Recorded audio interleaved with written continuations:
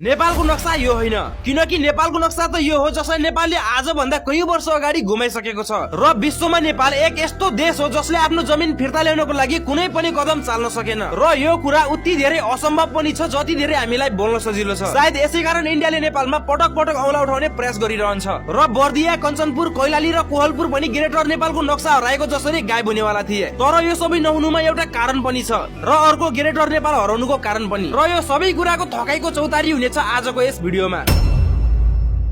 नेपालमा जब ग्रेटर नेपालको कुरा उठ्छ तब भारतमा तबै मच्चिन थाल्छ। पूरा नेपाल हमारा है र भारतीयहरूले यसै बारेमा चर्को विवाद उठाउन थाल्छन् र यो यति ठुलो विषय बन्न थाल्छ कि जुन नेपाल र नेपालीले कहिले सोचेकै हुँदैन। ना इन नलायकों को हम कभी बेटी देंगे और ना इनको रोटी देंगे।